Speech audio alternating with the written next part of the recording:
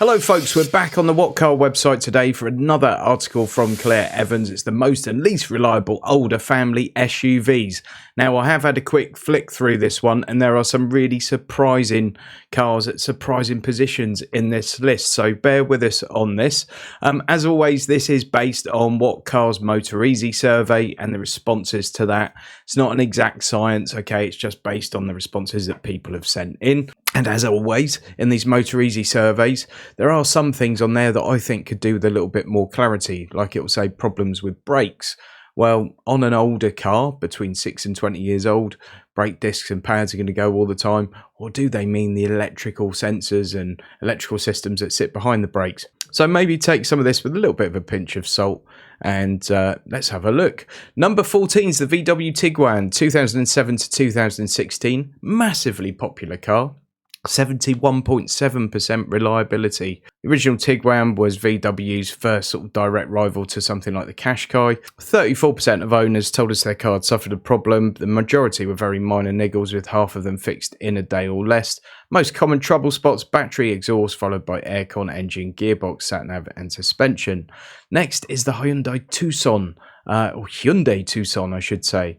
Very surprised by this, because Hyundai have obviously got a really good rep for reliability generally. This is the 2015 to 2020 model.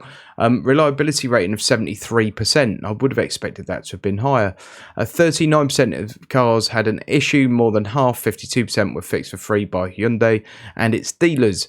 In cases where owners paid, most repair bills were less than £1,000. Only 11% of those were over £1,500. In cases where owners paid, most repair bills were less than £1,000 and only 11% more than £1,500. Main concern were electrical issues, problems with bodywork and gearbox. All cars could still be driven, but 53% took more than a week to put right. Number 12 is the Qashqai diesel, 2014 to 21. The aircon system and the 12-volt battery were the most frequently cited trouble spots. Nissan covered the cost of only 9% of repairs, which is a bit naff. Most bills were less than £300 and only 9% of owners paid up to £1,500. Number 11 is the Renault Kadjar, 2015 to present, reliability rating of 74%. Number 10 is the Tiguan, 2016 to present, so that looks like that more modern Tiguan has been a little bit more reliable, only by a few percent though, we have to say. Number 9 is the Nissan Qashqai Petrol, 2007 to 2013.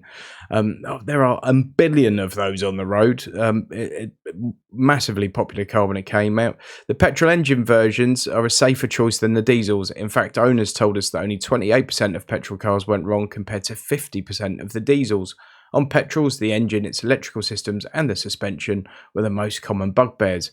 Obviously, lots and lots of people buy diesels and it just doesn't suit their driving. They're using them for short round town trips, and modern diesels do not like that, folks. They like to be run. Although 39% of cars were rendered undrivable by faults, more than a third were back on the road in a day or less, and the rest sorted in less than a week. Number 8 is the Kia Sportage, 2010 to 16, reliability rating of 87.4%, which is pretty decent for a car of that age. Dependable family SUV, bodywork issues are the most common complaint. So it's not exactly something that's going to leave you stranded, is it? A bodywork issue. Other less common problem areas included battery, electrics, engine, gearbox and suspension. 58% of remedial work was done for free and repair bills were generally small. The largest was £300. A third of cars were fixed within a day and most others were back in the garage in less than a week. And folks, this video is sponsored by Vehicle Score. Vehicle Score, if you don't know, is a very simple, very easy, very quick, a very free website to go and use. You literally put the reg number of a car into it. It gives you a score from 0 to 1,000 in much the same way as a credit report does. You can also go and buy history reports on the back of it. So to find out if things been an insurance write-off, if it's an unrecorded write-off, if it's currently registered as stolen, if it's got outstanding finance. Got two options for that. You don't need an account to do any of this, by the way. Just click on it and buy it. It points out the good things about the car, the bad bits about the car, a little bit more information there about how the score is calculated. And then we've got further information and then some more general information on the car, the annual mileage. It will go through previous MOTs, highlight any particular good or bad issues with those, and it's all color coded for ease of use. Great piece of kit. It'll look for mileage anomalies, all the rest of it. Great piece of kit. Use the code GYM10 to get 10% off any paid search using Vehicle Score. Link in the video description. Go check it out. Number 7 is the Audi Q3 petrol 2011 to 2018, 88.1% reliability. Although no cars were fixed for free, 3/4 of the bill came out at less than 300 quid per repair, and only 17% of owners paid between £751 and £1,000. Number 5 is the Hyundai iX35, and anyone in the motor trade swears by these things because they're a pretty safe bet. The iX35 is well equipped, reasonably inexpensive and fairly spacious, and it should be pretty dependable. So of the cars that people reported problems with, Hyundai paid 29% of the repair costs, and a further 29% cost less than 50 quid. Not bad, is it? Priceless bills were between 750 and £1,000, but they're only paid by 14% of owners. Number 4 is the Mitsubishi ASX 2010 to 2021. Mitsubishi are not doing private cars in the UK anymore. The ASX evidently was mega reliable, but it was dull. Massively dull, and they didn't sell very many of them as a result, to be fair. So I'm sure not too many of you out there are ASX drivers, but if you are, it should be nice and reliable. Number 3 is a bit of a surprising one for me. Mercedes GLA 2014 to 2020. Now, this has been not the best period of reliability for Mercedes as a brand, so it's good to see the GLA performing so well. 94.1% reliability. Only 18% of the cars put foot wrong. Issues were split evenly between brakes, engine and interior trim.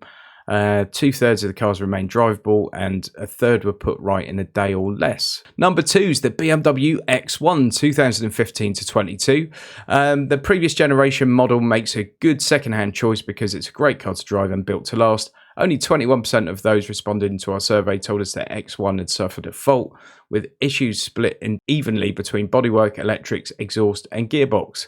Impressively, 75% of the faults were fixed for free, and the remaining bills cost between £201 and £300. All cars could still be driven, and 75% were put right in less than a week. And then finally, we have the Kia Sportage. It's the 2016 to 2011 model. No surprise with this one whatsoever. 98.1% reliability, which is incredible. Of the cars with reported faults, 75% were fixed in a day or less. 25% took more than a week to put right. That's it again for that one, folks. I'm going to put a link to this article in the video description, and do go and check out Vehicle Score as well. And thanks very much for watching. Please subscribe if you haven't already done so. I'll see you on the next one.